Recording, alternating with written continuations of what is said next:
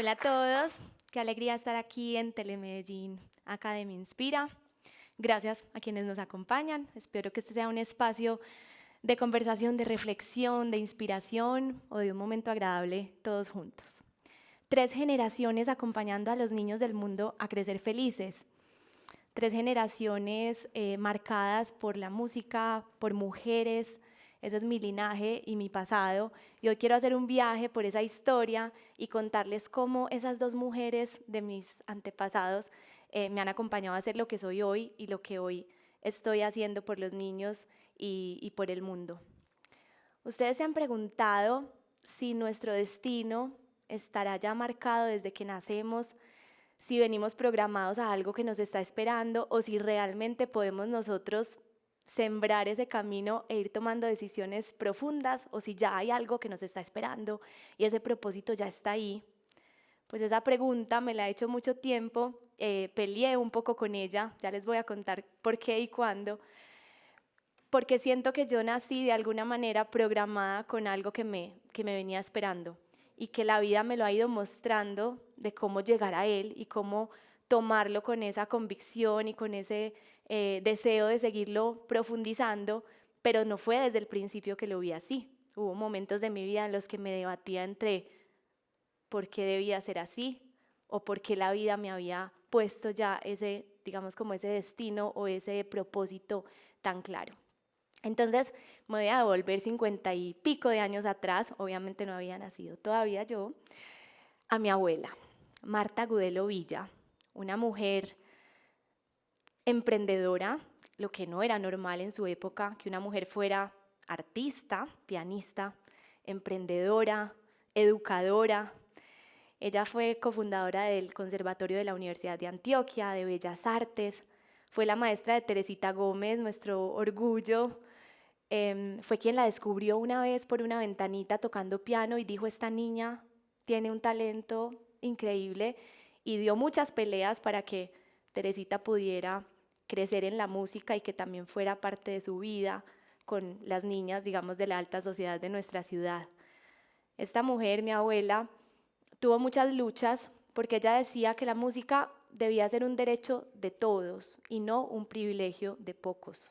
Así que en la sala de su casa decidió hacer el Colegio de Música de Medellín cuando vio que en el Conservatorio de la Universidad de Antioquia, digamos, no era el mejor espacio para los niños y que ella quería desde su casa poder acompañarlos en la música y que fuera un derecho para todos. Y así nace el Colegio de Música de Medellín, que sigue vivo y que ha acompañado a muchísimas generaciones a formarse en la música, y que ella siempre tuvo esa misión de, más que formar grandes músicos, formar seres sensibles para la vida, que finalmente la música lo que iba a hacer era darles herramientas para ser mejores seres humanos, para fortalecer su memoria, su motricidad, el lenguaje. Entonces esta mujer se embarca en crear su empresa con sus hijos, sus 6 hijos creciendo con ella, su esposo, que fue además un pilar importantísimo, y ella era arrolladora, muy rebelde para su época. Como les digo, en esa época no era normal que una mujer creara una empresa, que fuera además pianista, concertista, músico, mucho menos que empezar a hablar de cosas que tal vez no se hablaban tanto. Por ejemplo, fue pionera en la educación, digamos, desde la primera infancia. Nadie hablaba de la estimulación en los bebés y cómo la música podía también acompañar esos procesos. Entonces yo creo que ahí nace esa primera semilla que hoy recibo y que hoy tengo muy dentro de mí, y es como esa firmeza, esa perseverancia, esa fuerza de esa mujer que pudo hacer tanto en una época en la que no era tan normal hacer tanto y de esa manera. Aquí yo reflexiono mucho sobre el liderazgo, que ahorita quiero como hacer como un comparativo entre los liderazgos de nosotras 3 como 3 mujeres en 3 épocas muy distintas. Y digamos que ahí yo creo que era un liderazgo muy solitario. Era ella con su proyecto, con obviamente su esposo, su apoyo, pero muy lo que ella creía y lo que ella había estudiado y lo que ella pues consideraba que era la forma de hacerlo, pero tal vez era un liderazgo muy solitario y muy llevado de su parecer. Ella era lo que ella dijera, como ella dijera, y eso le permitió ir creciendo y que el Colegio de Música se fortaleciera de la manera que se fortaleció. Ahí vámonos otros años adelante.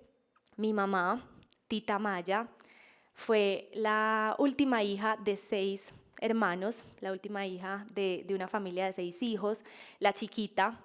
Contaba historias como que no cabía en la mesa del comedor, entonces comía en la cocina con el otro hermanito chiquito, en el carro igual, se les olvidaba a veces que ella existía, no se le olvida que una vez la dejaron en la Universidad de Antioquia, en el conservatorio, se les olvidó, allá se quedó solita, un profe se la encontró llorando en un murito, se la llevó a la casa a mi abuela, y lo que más duro le dio a mi mamá es que cuando llegó no se habían dado cuenta que ella no había llegado. Entonces ese tipo de cosas muestran también una niña pues de una familia grande, la última, la que ya va heredando la ropa de todos, la que digamos no es la que más atención se le prestó en su momento, y ella crece muy, muy, muy inspirada por mi abuela, por su mamá, viéndola crear sus proyectos, siendo como ese espejito que la veía hacer sus creaciones, dar sus clases. Mi mamá se convierte también como en esa asistente de las clases y le aprendió muchísimo a mi abuela sobre educación, pero era otra mujer también, muy llevada de su parecer, muy, digamos, fuerte, perseverante, y yo creo que también con un deseo de hacer las cosas a su manera. Entonces, si bien se inspira de su mamá y crece con ella, llega un momento en el que también ella dice, yo quiero empezar a sembrar mi camino. Yo creo que ella tuvo la misma sensación con la que quise empezar esta charla y era como, ¿será que yo nací también programada para? Pero en su momento ella, en una época, se enamoró mucho de los números, por ejemplo, estudió economía, se empezó a enamorar de la educación, pero no tanto musical, sino que quiso como ir más allá y estudiar corrientes de educación, Waldorf, Reggio Emilia, después Pedagogía 3000, empezó como a querer meterse muy fuerte en la educación, no necesariamente musical, y llega un momento en el que ella también dice, yo quiero lo mío, gracias mamá, aquí está el colegio de música, es nuestra semilla, es nuestra inspiración, pero ahora es el momento de yo hacer lo mío. Entonces nace Canto Alegre.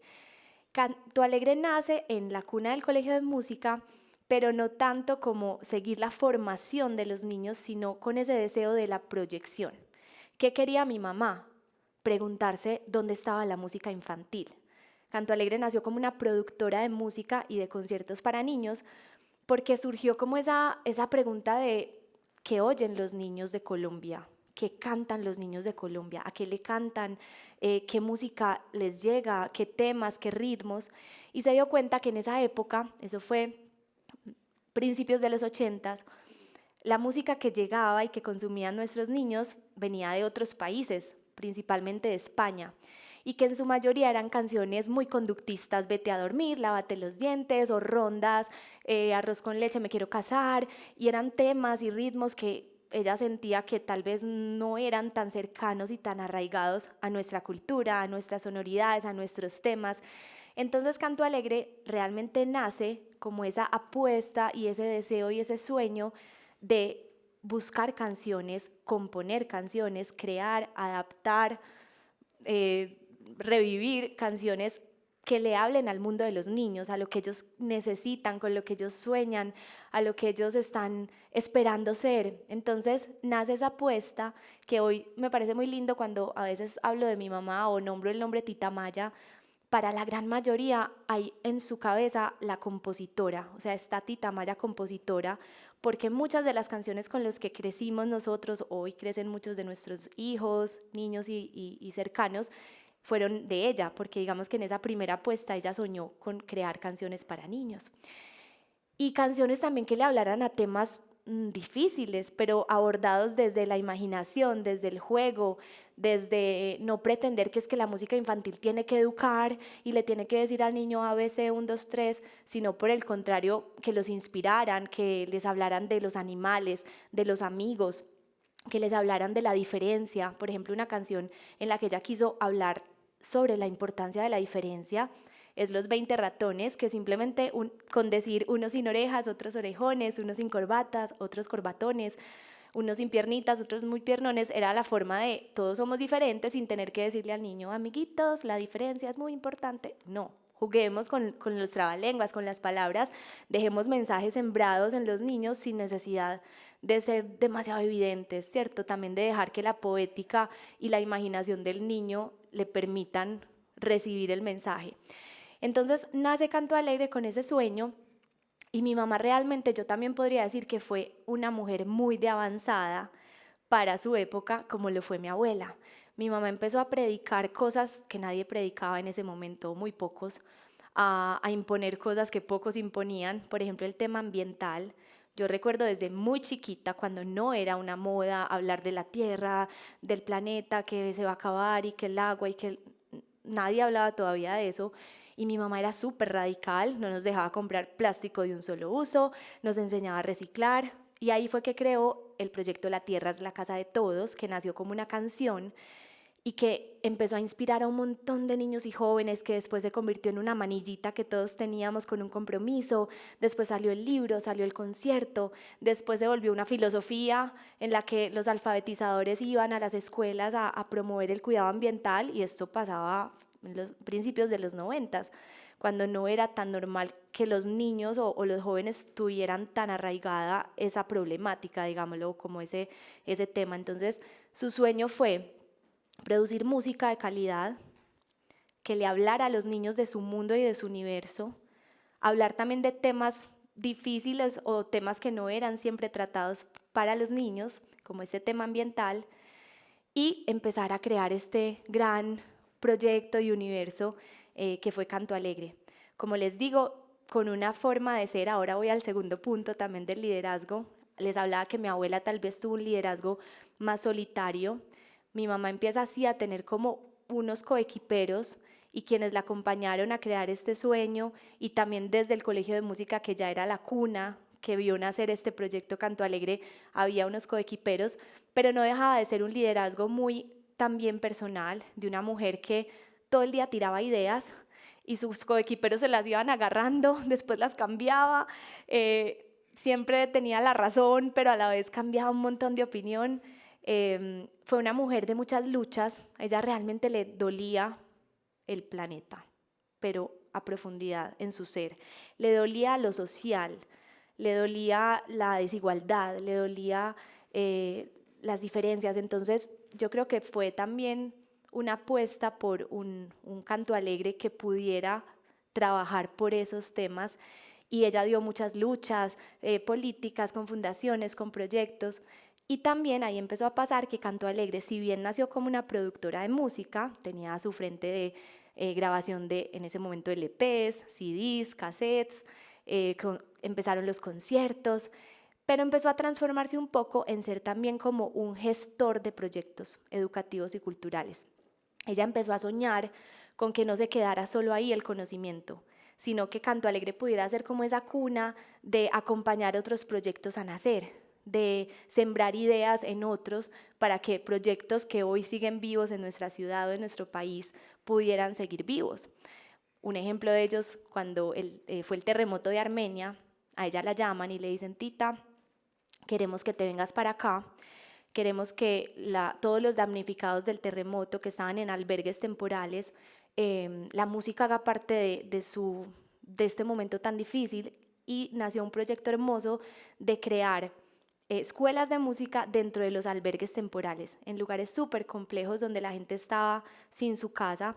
Mi mamá lo tomó como proyecto de vida. Me acuerdo cuando me sentó y me dijo: tengo una misión, y no me preguntó si estaba de acuerdo, si me iba con ella. Ella y yo vivíamos las dos solas, sino que me dijo: esta es mi misión de vida, me voy, es el momento de que vivas con tu papá un tiempo, así, tun, tun, tun, y se fue para Armenia a crear un proyecto educativo y social muy fuerte que acompañó un momento muy difícil de nuestro país y que fue muy inspirador también para ella.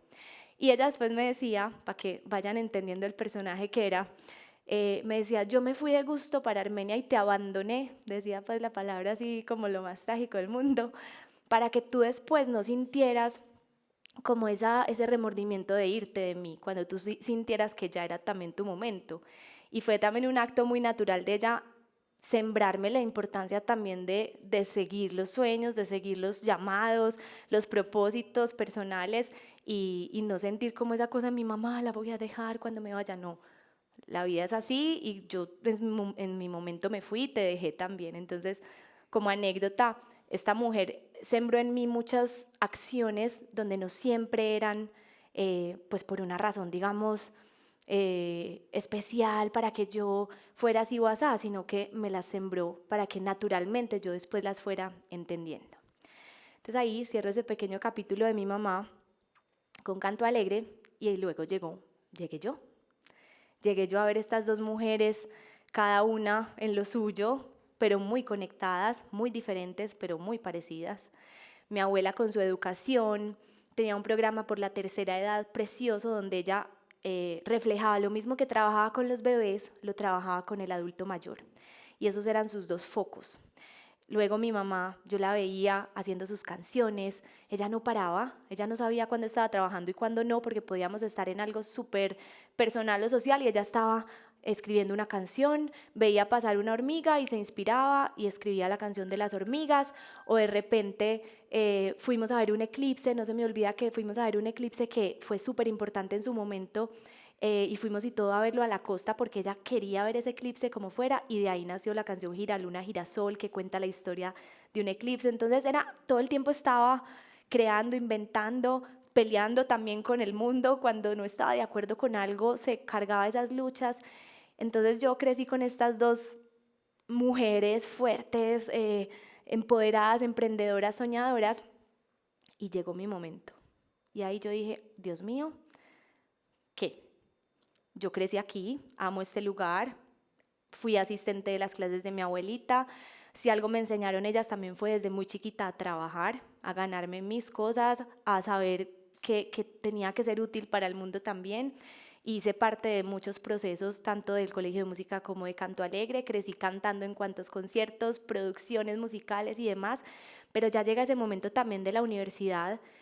Y de alguna manera, no sé si era un poco de rebeldía o también lo que les dije al principio de, ¿será que es que ya tengo un destino marcado y ese es? ¿O será que es que yo también puedo construir el mío? ¿Y por qué tiene que ser esto? ¿Por qué tengo que ser Lulula de Canto Alegre? No, ¿yo quién soy? ¿Qué quiero?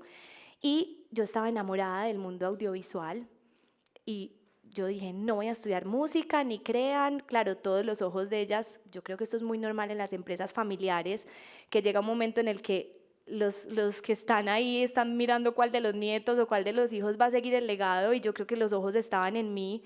Somos muy poquitos nietos, solo 4, de los cuales, digamos, yo era la que más involucrada estaba en este plano, y yo en un momento dije, no voy a estudiar música, no sé si esto sí es, yo me voy por mi comunicación social, por mis medios audiovisuales, por mi cuento de otras cosas. Nunca me desvinculé, ahí estaba, y pasó algo bonito, y es que yo con mi mamá empecé, además, yo digo, ella y yo fuimos como hermanas, fuimos roommates porque vivimos siempre las dos. Llega un momento de la edad en la que también éramos amigas, y luego fuimos coequiperas. Yo le decía mi jefe y ella me decía su jefe, o sea, yo la mandaba a ella, ella me mandaba a mí. Entonces llega un momento en el que también la relación se empieza a transformar de una manera muy linda.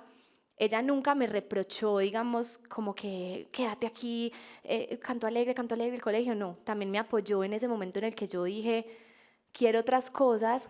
Me fui a volar, me metí por el mundo de la animación, del doblaje, de la locución. Me gané un casting muy grande para hacer la voz de Discovery Kids y me empecé a meter por ahí. Después me fui a hacer la práctica allá y me quedé y estuve un año involucrada en los contenidos infantiles animados. Entonces empezó ese cuento de esto es lo mío, este es mi proyecto, este es mi camino que estoy sembrando, sin, digamos, desvincularme del todo, pero sí haciéndole mucha fuerza y mucha presión a quién era yo y qué quería yo con mi camino. Entonces llega ese momento en que vuelvo a Colombia, no a Canto Alegre ni al colegio. Yo dije, yo voy a hacer mi empresa, y hice mi SAS y me constituí, y mi productora audiovisual, empecé haciendo animaciones para niños. Empecé a explorar cómo funcionaba eso. Nos ganamos la primera convocatoria, hicimos Pipo, mi amigo imaginario, que fue nuestra primera serie animada. Esa serie empezó a ser como una bolita de nieve, entonces segunda temporada, tercera temporada, un India Catalina, Netflix, no, entonces como que yo empecé a decir, ok, este es también mi ruta, ¿cierto? Este es como el camino que estoy sembrando, pero la vida es muy sabia. Yo creo que ahí estaba mi destino, ahí estaba mi propósito también esperándome, porque sin planearlo y sin darme cuenta, al final le estaba también hablando a los niños. Al final había comprobado que mi público, el que me apasionaba, también eran los niños. También la educación hacía parte total de los contenidos que yo producía, porque yo estaba hablándole a los niños y también quería sembrar en ellos el cuidado del planeta, quería sembrar en ellos la diferencia, la diversidad. Y en un momento dije, esto conecta. Yo al final sí estoy siguiendo como mi sueño y mi propósito, pero está totalmente conectado también a mi familia, a la educación de mi abuela, a la proyección que quiso mi mamá.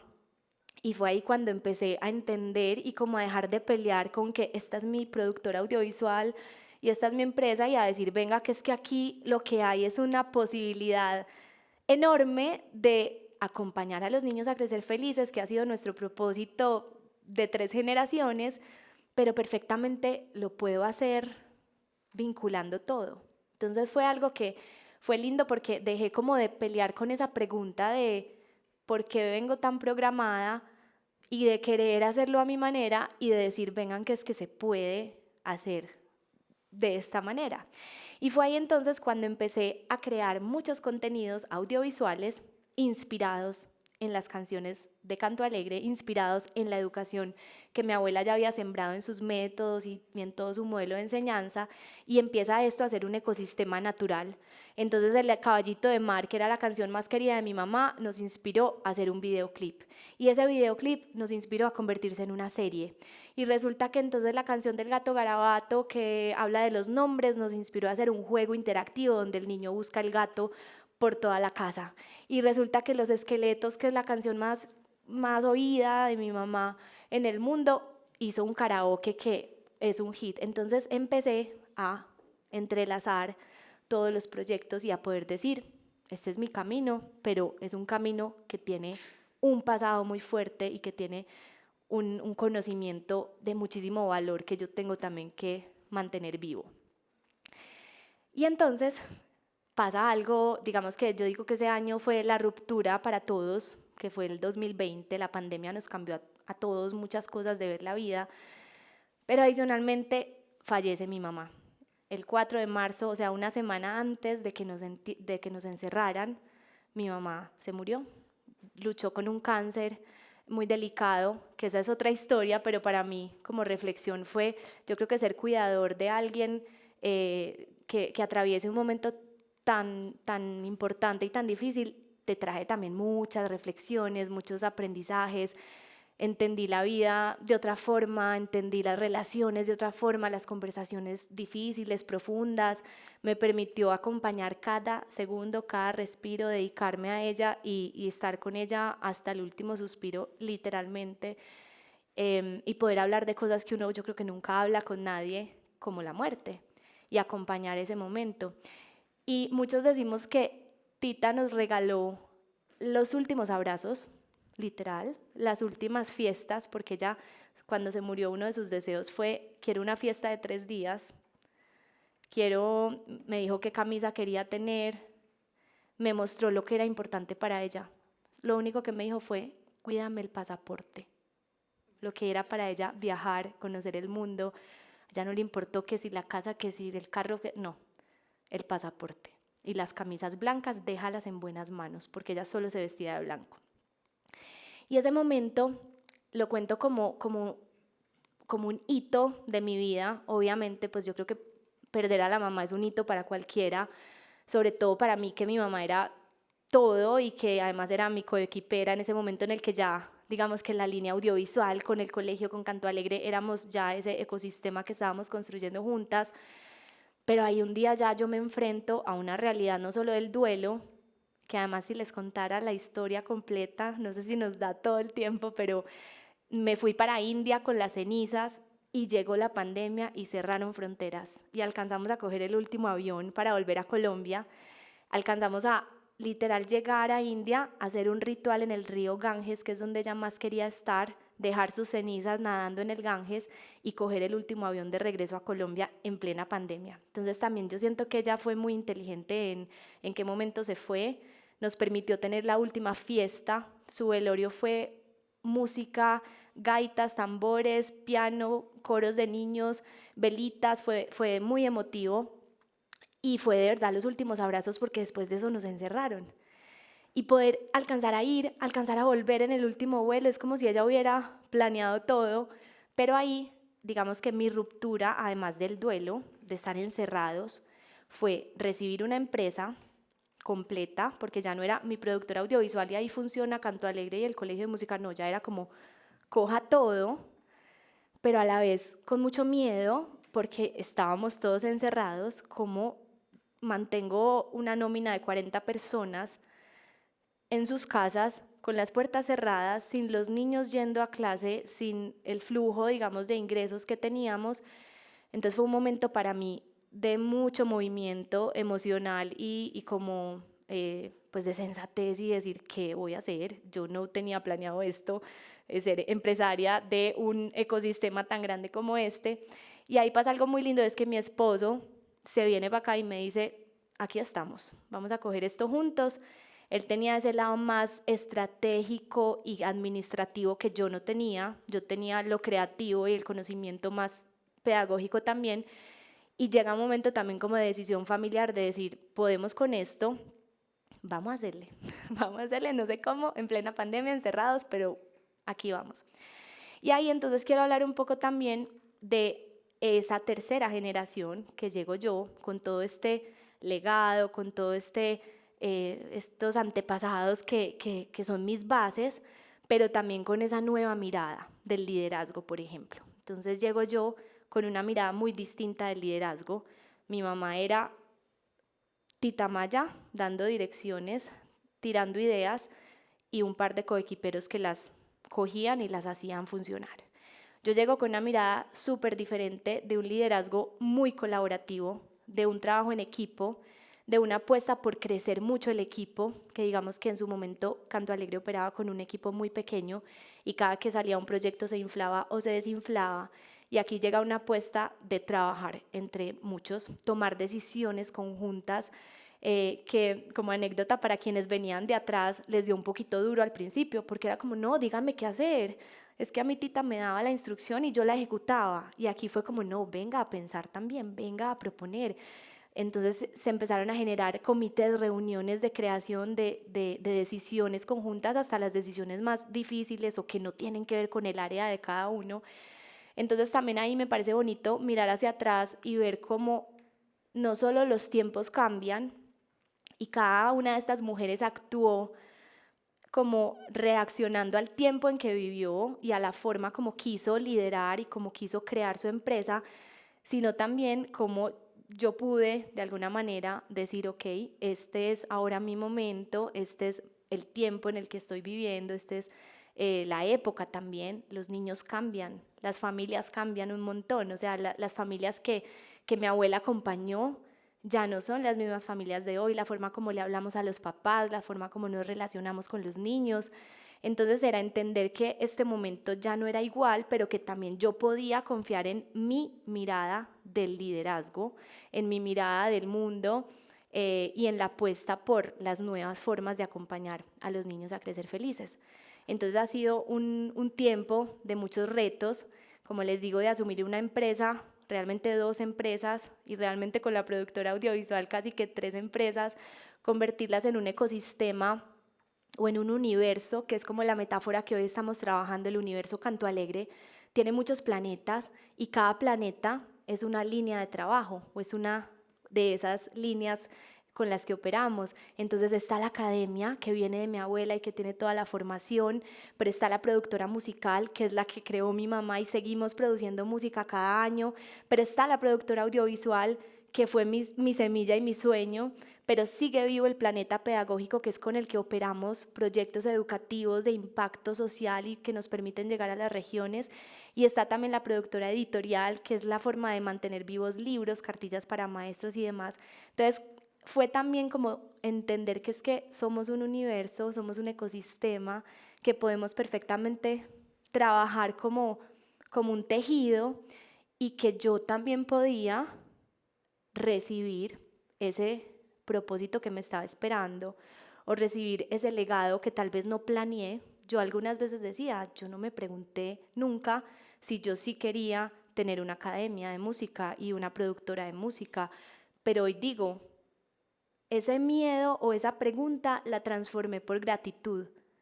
La transformé por gratitud de haber heredado este mundo y no una empresa de armas o de cigarrillos, sino que al final heredé un legado de acompañar a los niños a crecer felices de muchas formas. Ellas tuvieron sus formas y sus momentos de historia y yo pude también transformarlos, expandirlos y encontrar mi propia forma de acompañar a los niños a crecer felices.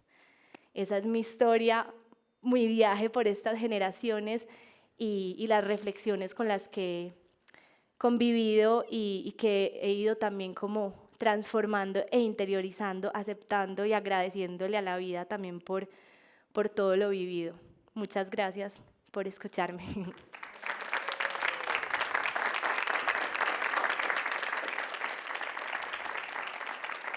Bueno, Lulu, gracias por estar aquí, contarnos esta historia tan inspiradora. Gracias por estar en Telemedellín, que también ha sido la casa de los niños. La tierra es la casa de todos. Tu abuela, tu mamá, ahora tú y seguramente Laia, que está adentro de ti, pues tienen ese legado de la música, como que va guiando ese propósito superior, pero quisiera que nos contaras qué es lo que realmente impacta en los niños o en el cerebro de los niños o en el camino de los niños, ese do, re, mi, esa música, qué es lo que los hace diferentes y por qué la música tiene ese impacto incluso desde antes de nacer en los seres humanos y qué es lo que produce. Qué linda esa pregunta porque esa fue la lucha desde mi abuela. Ella decía la música tiene que estar, incluso tuvo muchas luchas gubernamentales, digámoslo, para que la música estuviera en el currículo oficial de todas las escuelas públicas, privadas, porque ella decía, la música tiene que estar en la vida de los niños, no para que sean músicos, sino para que sean mejores seres humanos, más sensibles a la vida, ni siquiera más sensibles solo a las artes, sino a la vida. La música despierta grandes herramientas como el desarrollo del lenguaje, por ejemplo, la motricidad espacial. Nosotros, por ejemplo, trabajamos la música toda a través del cuerpo, entonces todo el tema espacial, el ritmo. Mi mamá también hablaba mucho y es que el ritmo no es solamente el ritmo, digamos que da un instrumento o que es la música, el ritmo está en la palabra, hablamos con ritmo, el ritmo está en el día, un día tiene un ritmo también, una rutina y unos ciclos, pero el ritmo está presente, el ritmo está en un montón de cosas, entonces es como entender la música como la vida misma, sabiendo el montón de beneficios y de herramientas que le dan al niño, incluso desde antes de nacer, como decías. La música también está en la voz de la mamá, independiente a que le esté cantando o no, el ritmo de su palabra también es música para el bebé. Entonces, ¿cómo tener eso presente y poder hacerlo viable y vivo y posible en la vida de un niño? Gracias por compartirnos esta historia tan inspiradora de mujeres rebeldes, creativas, inspiradoras también, y que personalmente me han acompañado tanto tiempo y me han formado. Yo quisiera saber, hablabas de este universo Canto Alegre y de la proyección y de todo lo que ha crecido. ¿Qué viene de Canto Alegre? ¿De qué forma se transforma y va a seguir acompañando a tantos niños del mundo a crecer felices? Bueno, es una pregunta difícil pero hermosa, porque la transformación ha sido, yo creo que parte de esta historia, cómo mi mamá transformó lo que su mamá había sembrado, luego cómo yo llego también a transformar. La apuesta mía ha sido mantener vivo lo que venía, pero, y fortalecer cosas nuevas, ¿cierto? Entonces todo el mundo audiovisual es una apuesta nueva que queremos seguir reforzando muchísimo. La producción musical, los nuevos álbumes, yo creo que hay una apuesta por preguntarnos qué más hacer diferente. Entonces los últimos álbumes, por ejemplo, que ha lanzado Canto Alegre han tenido apuestas súper diferentes. Por ejemplo, el álbum Pausa que si no lo conocen se los recomiendo muchísimo, está en todas las plataformas. Es un álbum que fue inspirado en un proyecto que tenemos en los hospitales, que acompañamos niños en situación de enfermedad. Y después de la pandemia tuvo digamos, una acogida o una fortaleza adicional, y fue también la salud mental. Entonces es un álbum que realmente nace con un propósito de sanación, que fue producido en frecuencia 432 Hz, que es una frecuencia diferente a la que normalmente consumimos en la música, que es la afinación 440. Luego lanzamos el año pasado un álbum solo instrumental. Elegimos las canciones más representativas de mi mamá e hicimos unas versiones solo a piano. Ya yo siendo mamá y futura mamá otra vez, me di cuenta que me hacía falta ese momento a la hora de dormir, de cómo acompañar con arrullos o con canciones ese momento, y nació Espiral como un álbum un álbum instrumental. Big band, sinfónico, ¿cierto? Como esa pregunta de cómo hacer más música para los niños, que conserve esa calidad, esas preguntas inspiradoras, esos temas, pero que sean innovadores. Y también venimos en un proceso de la era digital, también de preguntarnos cómo esas canciones o cómo esos álbumes se transforman o en series o en juegos interactivos, como les contaba, ya hemos llevado 2 canciones a videojuegos. Entonces yo creo que es eso, o sea, es como estar atentos. Sí, creo que mi respuesta a tu pregunta sería estar atentos, curiosos y despiertos a lo que nos vaya mostrando el mundo y cómo irnos transformando con él. Lulu, ¿cómo estás? Mi pregunta va muy enfocada. Tú eres parte de esas 3 generaciones que han acompañado a los niños a crecer y a ser felices, pero cuando ves a esos niños ya siendo jóvenes o incluso adultos, transformando al país y al mundo, ¿qué sientes cuando eres parte como de una semilla que ayudó a florecer todas estas personas y que de alguna u otra manera eh, eres como una representación para ellos y un personaje a seguir? Qué linda pregunta, porque es algo que miramos con tanta gratitud y como con tanto orgullo. A veces es difícil pues, parecer presumido, lo digo como corporación, no solo en nombre personal, ¿cierto? De decir es que realmente sembramos en los niños y en los jóvenes esa sensibilidad, ese amor por el planeta, esa conciencia, esa relación con los demás. Por ejemplo, en la música también se siembran cosas muy bonitas, sobre todo, por ejemplo, en el trabajo en coro, y es que todos somos iguales, ¿cierto? Y que no sobresalgo, trabajo en equipo. Entonces, lo notamos, ¿sabes? Como que este fue Canto Alegre. Y lo más lindo es que la gran mayoría ni siquiera son músicos. Por carambola tenemos grandes músicos, cantantes, directores de orquesta, que es hermoso también que una de sus decisiones pueda seguir por la música. Pero hay abogados, ilustradores, comunicadores, regados por el mundo, y hay algo en su ser y en su corazón que los hace ser especiales, como dices tú. Entonces es hermoso ser parte de eso. Algunos han sido alumnos míos o los hemos acompañado a crecer, y además lo que se genera en relaciones, finalmente también nos convertimos como en hermanos. Entonces es muy mágico ver lo que genera la música y lo que genera también las relaciones que sembramos.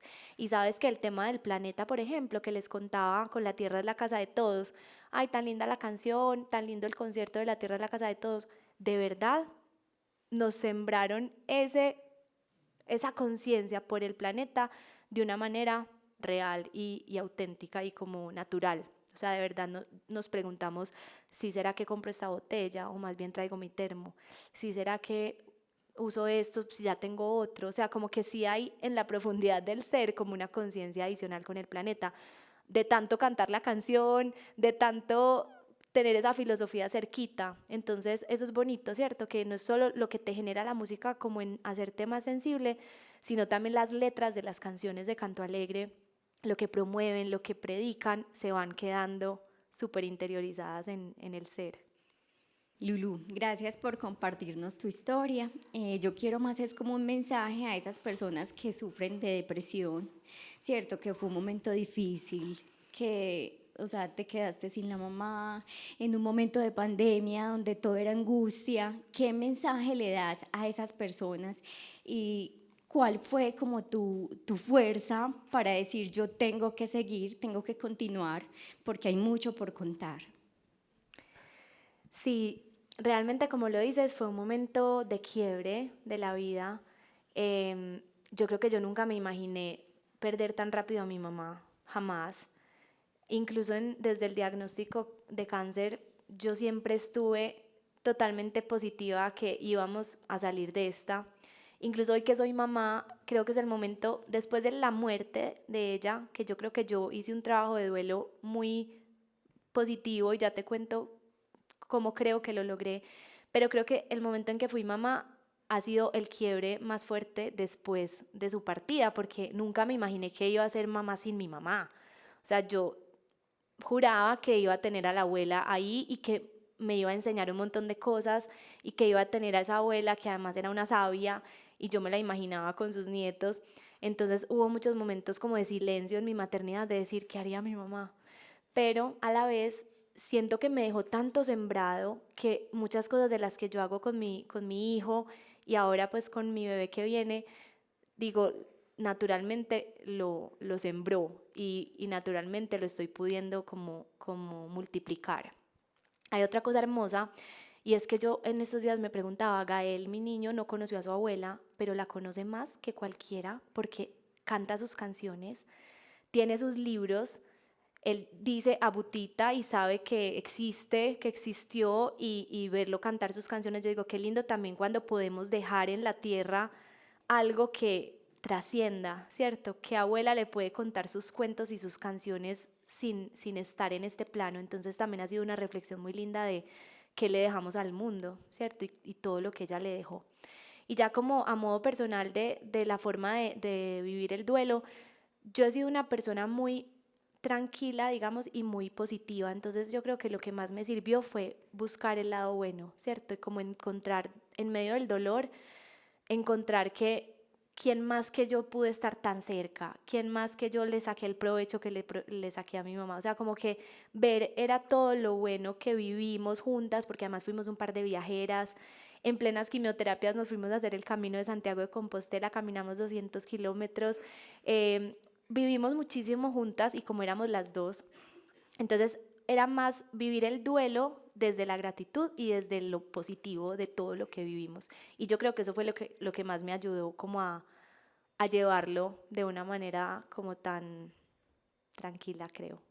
3 generaciones acompañando a los niños del mundo a crecer felices en la música me hace pensar en la música como una metáfora de la vida misma.